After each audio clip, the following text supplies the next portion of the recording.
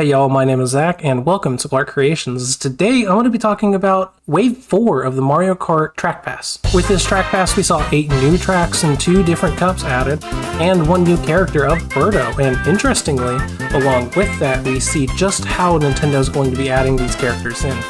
A very interesting part about it is the fact that whenever you go to select Birdo, you'll notice there's 5 other empty slots at this point, which really is interesting because we only have 2 waves to go, yet they're going to be adding 5 characters within those. So while I don't want to focus on that right now, let's talk about Birdo. Birdo is a mid-weight character, thinking similar to someone like Yoshi or Mario and Luigi. To begin with, whenever I started trying to use Birdo, I tried to use a similar setup to what I would use on Mario or Luigi, and found out very quickly that, it's not that good because Birdo's kind of weird. It's on the lighter side of the midweights. And so while I tried a few different things, whenever I was doing a live stream earlier going over the DLC, I had a chat member and they introduced this to me. This setup uses the Teddy Kart, roller wheels, and the paper glider. And it's incredible. I'm going to link this live stream down below, as I really encourage you to watch it. I was staying right around the Waluigi's the entire time, and for anyone that's played Mario Kart for a while, they would know that one of the sweatiest ways and easiest ways to win is using this Waluigi setup. So seeing it actually work out in that fashion was awesome. But now let's move away from Birdo and into the 8 tracks that were added via these 2 cups. Moving into it first is the Fruit Cup. And the first track from Fruit Cup is Amsterdam Drift. Amsterdam Drift is a Mario Kart Tour track that has a lot of terrain changes, unlike some of the other tour tracks. What I found most interesting about this track, though, was the water portions. As you go into a lot of the canals around Amsterdam, and into the 3rd lap, you double back against some of the competitors in this water section. And I felt like it had a lot of detail compared to some of the other Mario Kart Tour tracks, first off because you even go into the canal to begin with, and just the fact the detail on this track is unlike some of the other early tour tracks. Think something like Paris Promenade or Tokyo Blur. While they both feel like the areas they're supposed to be, I just feel like Amsterdam has a little more interest to it that the other 2 don't have. Moving on to Riverside Park, track 2, Riverside Park is quick, but it's packed full of detail anyways. One would immediately notice the walking piranha plants with items floating above them. In some way, you can knock these down. There's different combinations doing it, but regardless, it can lead to some really interesting track situations. Usually by the 3rd lap, you will have these items knocked down, and one of the interesting and annoying parts of it, quite honestly, is the fact that they're not always good items. You can have the mushrooms sitting there, and usually around the 1st lap, they're all mushrooms, but you can also get bananas, so it can get really interesting trying to dodge some of these items well into the game. But also interesting is some of the little small details within this track, especially whenever you're going through the sort of cave, is the mushrooms. They're like bioluminescent mushrooms in there. That is just some interesting detail that I really enjoy about this track. This track, like many in this wave, I feel has a lot more detail to it than some of the earlier waves did, and I'll mention it a few more times, but I really do think this detail sets this wave apart from the others. Moving into the 3rd course of the Fruit Cup is DK Summit. DK Summit is awesome. From the big DK statue to the huge downhill half pipes, this track is great and feels very similar to the Wii track. It even retains the jump skip from the previous iteration, though it's not clear if the devs meant to keep that in, and it wouldn't surprise me if we get a patch in the next week or so that patches this and a couple other skips out.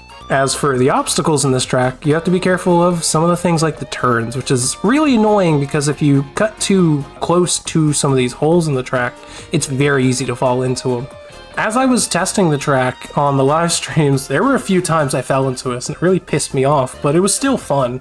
The track itself is great.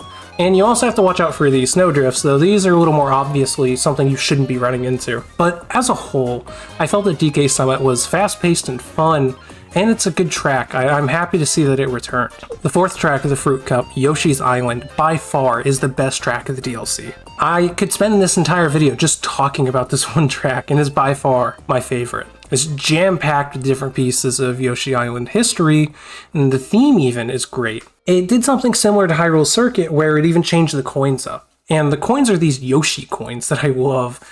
As for talking about track flow, it's somewhat fast-paced. It's not a slow or long course, but it still has some technical portions that feel really fun, and it even has a hidden section that you can unlock by hitting this small cloud from the Yoshi Island's games. Taking this hidden route saves a lot of time, and even in one of the races in my live stream, I was in first place coming up into the last corner, and other people grabbed this hidden path, and I lost 4 spots and ended up in 5th. So if you can hit the skip and get it, oh my god, it's so worth it. And I like when a track has some of these fun details like this. So let's move on to the second of the 2 cups, the Boomerang Cup. Bangkok Rush is our first track of the Boomerang Cup, and it is gorgeous. This track really has a lot of choices where you want to go. Let's say you want to stay on the street the entire race, you can do that. But you can also go and see a more aerial view of the city.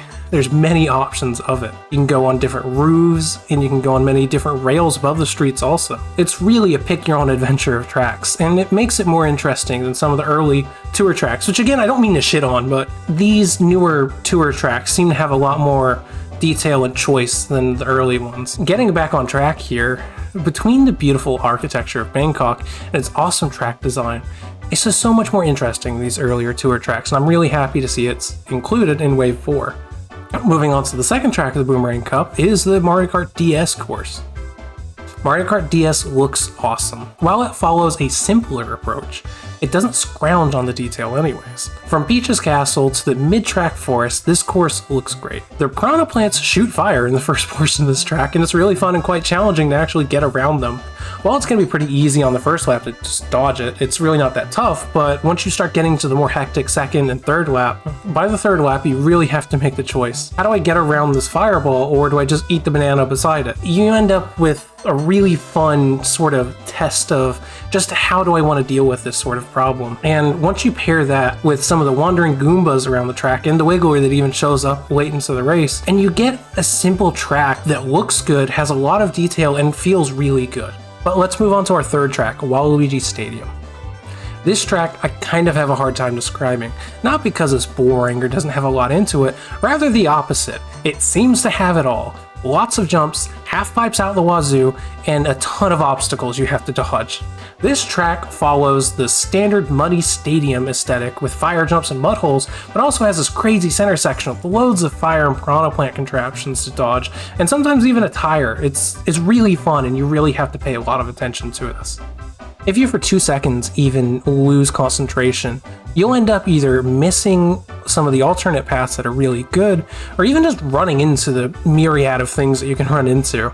So while it may seem more optimal to just try and dodge obstacles, if you simply take that approach, you're going to miss the alternate jumps that are just quicker to go through. And so this is what I really like about this track. It's a sort of motocross track meets extreme sports stadium, and it's incredibly fun. And I think this is my favorite track of the Boomerang Cup, but we still have one more track to go through, and that's Singapore Speedway, the last of the Boomerang Cup tracks. Singapore Speedway feels like if Mario Kart had an F1 style organization that set up a sort of street races. The way that Singapore Speedway shows off architecture feels great. There are big overviews and large jumps, but there's also a lot of road section that feels just like a sort of street-style raceway, such as something like Monaco in the F1 series. It has its own style that really feels like a racetrack in a way that the tour tracks don't normally have, and it makes it pretty unique. While this is a Mario Kart tour track, it really sets itself apart from the others in the way that I don't think some of the early tour tracks do. And to tie it all together, looking at Wave 4, the 8 tracks that were added, and Birdo, I really do think that this wave is better than the other 3 waves that we've gotten so far. Now, each of these waves prior, Wave 1, 2, and 3, all have interesting and unique tracks, but I really do feel like something like Yoshi's Island and Waluigi Stadium are just so good, and then having unique tour tracks and then a couple fun retro tracks thrown in between really adds to this in a way that I don't see in the other waves. Hey, this is editing mode, Zach, and I just found out that my entire outro was recorded without any noise. So this is just going to be a disembodied voice saying thank you for watching. And consider subscribing to the channel, as I like to do these Mario style videos and live streams every once in a while, and I'm probably going to come out with a couple more if you enjoy it. And with that, thanks, consider liking the video, and have a great day.